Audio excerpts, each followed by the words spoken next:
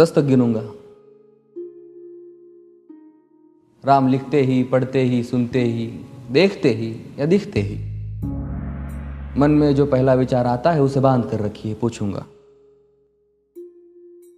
1 2 3 4 5 6 7 8 9 9 9।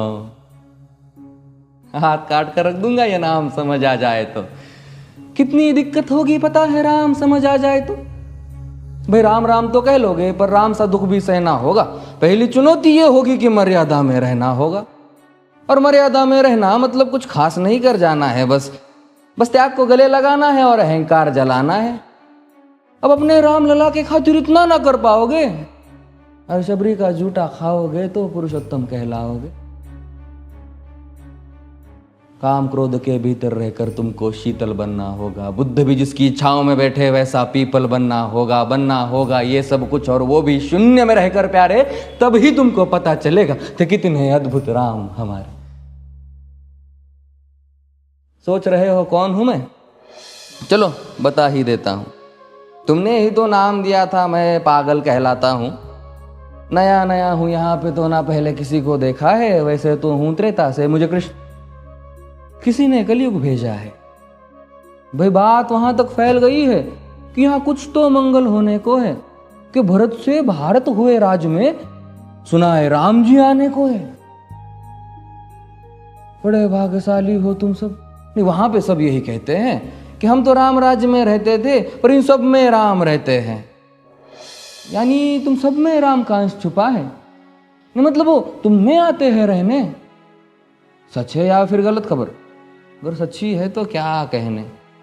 तो सबको राम पता ही होगा, घर के बड़ों ने बताया होगा। तो बताओ फिर कि क्या है राम। बताओ फिर कि क्या है राम। बताओ। अरे पता है तुमको क्या है राम? या बस हाथ धनुष तरकश में बांध, या वन में जिन्होंने किया गुजारा, या फिर कैसे रावण मारा लक्ष्मण जिनको कहते भैया, जिनकी पत्नी सीता मैया। फिर ये तो हो गई वही कहानी, एक था राजा एक थी रानी। क्या सच में तुमको राम पता है? या वो भी आकर हम बताए? बड़े दिनों से हूं यहां पर, सब कुछ देख रहा हूं कब से। प्रभु से मिलने आया था मैं, उन्हें छोड़कर मिला हूं सबसे। एक बात कहूं अगर बुरा ना मानो, नहीं तुम तुरंत ही क्रोधित हो जाते हो। पूरी बात तो सुनते भी नहीं, सीधे घर पर आ जाते हो। ये तुम लोगों के नाम जपो में पहले सा आराम नहीं। ये तुम लोगों के नाम जपो में पहले सा आराम नहीं। इस जबरदस्ती के जय श्री राम में सब कुछ है, बस राम नहीं। ये राजनीति का दाया बाया जितना मर्जी खेलो तुम। दाया बाया, अरे दाया बाया, ये तुम्हारी वर्तमान प्रादेशिक भाषा में क्या कहते हो उसे? हाँ वो लेफ्ट एंड राइट।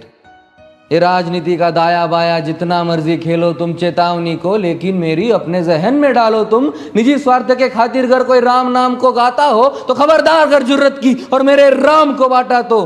भारत भू का कवि हूं मैं, तभी निडर हो कहता हूं राम है मेरी हर रचना में। मैं बजरंग में रहता हूं। भारत की नींव है कविताएं और सत्य हमारी बातों में, तभी कलम हमारी तीखी और साहित्य हमारे हाथों में। तो सोच समझ कर राम कहो तुम।